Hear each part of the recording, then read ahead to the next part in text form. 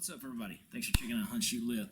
Pumped about this episode because I got the Black Bunker BM8 out again. If you guys didn't get to check out my first review on this, I'll put a link to that in the description. But this bad boy is a foldable survival pellet rifle. Pretty cool little design here. And the first design ever by the company Black Bunker.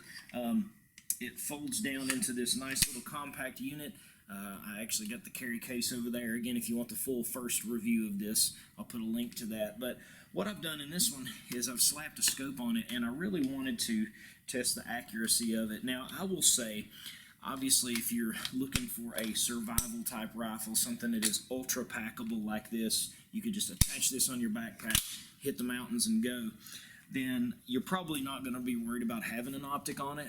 So I acknowledge that it's probably meant to just be used with the sights that do come on it. It comes with sights right on intact, but I wanted to test the accuracy for those who are interested. So I've slapped a scope on it in this for this review, and I'm going to repeat the same yardage test that I did in the initial video, but we're going to have some optics this time. So we're going to see if this has a little bit better capability of shrinking those groups a little bit. Certainly, we determined in the other video that if you're hunting squirrels or rabbits or something out to 20 yards or so, you're going to be good to go. We'll see if we can extend that just a little bit with the scope. I want to thank Airgun Depot for making this video possible. I will put a link in the description so you guys can follow that on over to Airgun Depot if you are interested in looking at more information on the Black Bunker BM8. So without further ado, let's take this bad boy out to the range and see what we can do with it. Okay, we're outside. This is the exact same place on my range where I filmed the initial video with the BM8 at 20 yards. You can see my target here in the background. 20 yards again, got the scope slapped on. Let's see what kind of groups we get. I'll tell you guys, I'll zoom in on the target and I'll tell you guys which pellets that I'm using before I shoot each 5-shot string. Top left, the Jumbo Diablo 15.89 grain.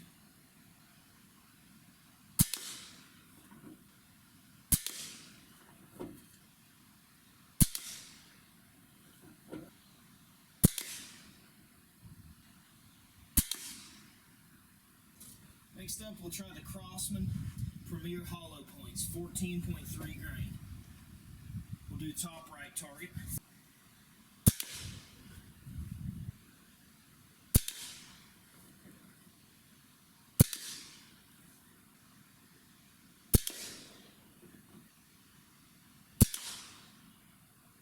Alright, bottom left, those Gammo PBAs. So it's shooting way low. I'm going to continue the same hold.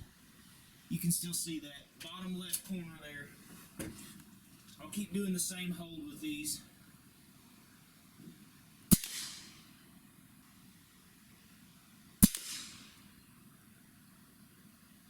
That was way lower, below the frame of the camera.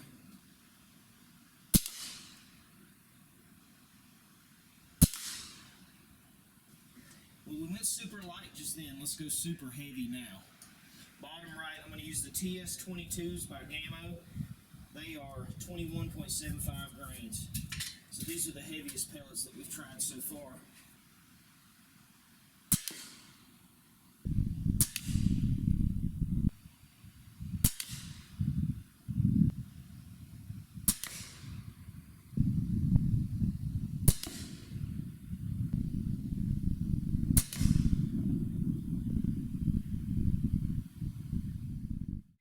Okay, so we're up close now. I got the tape measure. Let's dig in. So we had those Diablos on the top left. If we discount the one flyer there, you've got an extreme spread of about 1.25 inches on that group. So certainly not terrible. But then we got the one flyer there. If you throw that flyer in, you go to 3.25 inches. Now, top right over here, we've got those Crosman Hollow Points, the 14 whatever grain. Disregard these. These are a part of the TS22s. So we've got an extreme spread on, if we count our 4 shots there, we're back to about 1.25 inches. Yeah, that's 1 inch. what I say that one was, about 1.25 inches. So again, we got about a 4-shot group that's similar to those Diablos, 1.25 inches.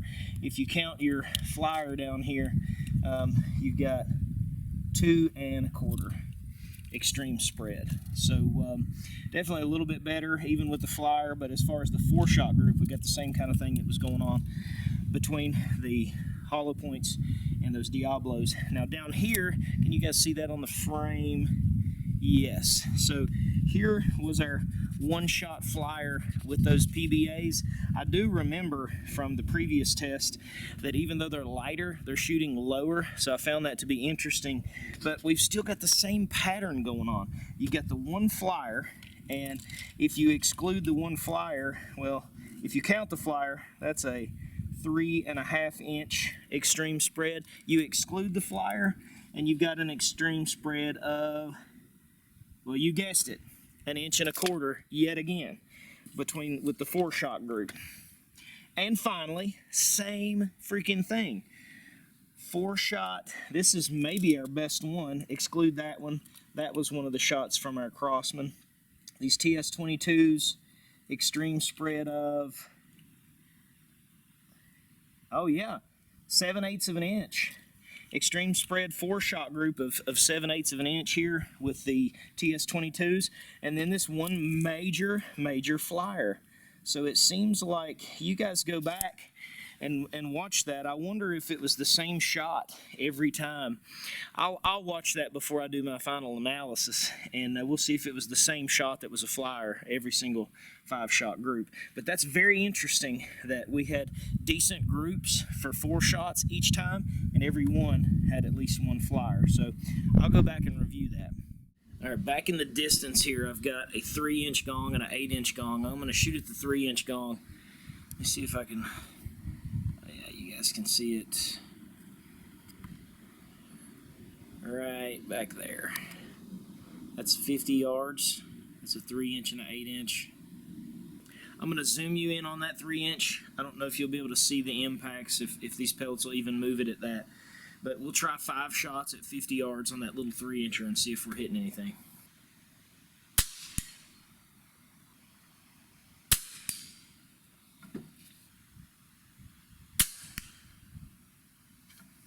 I think I might have hit the belt that the gong's attached to that time.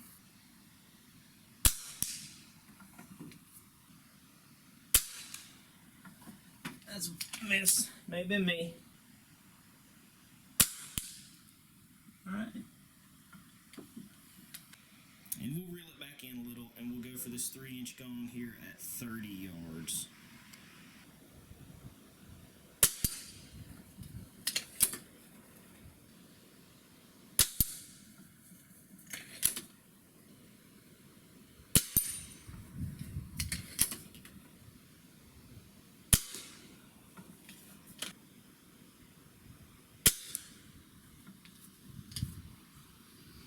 Okay, 3 out of 5 at 30. All right, so we finished up our range review, and the results were inconclusive. It did look like on the paper, now, which I've got to include our shots on the gongs too, because I was still paying attention then, but our shots on the paper, on the first 3 for the Diablos, for the Crosman Premiers, and for the PBAs, the 3rd shot was the flyer. Now for those TS22s though, it was not the case. I did lose track of what was going on there because of the flyers, and I ended up taking 6 shots with those TS22s, and I ended up with 4 shots that were really close in that. Shots number 2, 3, 4, and number 6 were in that nice little group that I measured like an inch. But the first shot was a major flyer low left, and the 5th shot was a major flyer way up into those kind of cut a bullet hole there with the Crosman pellets that I had shot. So not great, a little inconclusive. And then further you compare that to the 30 yards and the 50 yards. So at 30, my first 3 shots were hits on that 3-inch gong at 30. So you had 1, 2, 3 were good, and then 4 and 5 were misses. So that messes up the 3rd shot being a flyer kind of pattern. And then on the 50-yard target, We had the third shot was a little bit high. I'm not sure where on the belt I did hit on that, because it hit the mining belt that the gong was attached to. So I suppose you could call it a flyer, but it also, my very first shot flew right and hit the 8-inch gong instead of the 3-inch. So we only ended up with hits on shot number 2, number 4, and number 6, because I took 6 shots at that, not realizing that I took 6 instead of 5. So, this thing is not a tag driver, obviously. I was hoping from the first video that we could slap a scope on here and improve those groups. We did not. We did not improve those groups. So again, if you're looking to punch the lights out on something, this is not going to be the pellet rifle for you. But certainly it has its strong suits. If you are looking for something truly the survival kind of deal, ultra packable that can just attach to a backpack and you don't have to worry about having a scabbard or having to worry about carrying a gun on a sling, then obviously this is going to be very appealing.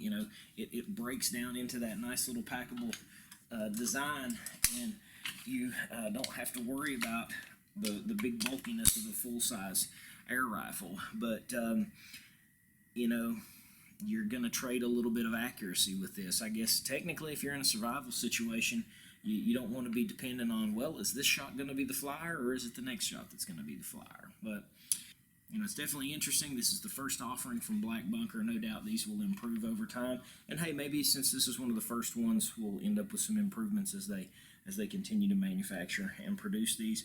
And certainly, just because one performs a certain way doesn't mean that another one is going to be exactly like that. Every gun has its own personality, and you could even experiment more with different types of pellets and maybe find something that this absolutely really loves. I feel like I covered the ground pretty good on the different pellets, but 9 grains all the way up to 22 grains, but there's certainly others that you could try out there. But if you are wanting more information on the Black Bunker BM8, follow the link in the description. I'll also slap one in the comments and pin it to the top. You can follow this to Airgun Depot for more information on the Black Bunker BM8. Put a link to the other video, to the initial video that I did on this. Appreciate you guys for checking out Hunt, Shoot, Live. Be sure to check out the playlist. Check out the channel. I've got all kinds of hunts, all kinds of long-range shooting, lots of other stuff other than just pellet rifle stuff and product reviews, but I love to do everything outdoors. So be sure to check out our playlist and subscribe if you haven't already. As always, God bless you. Appreciate you. We'll catch you next time.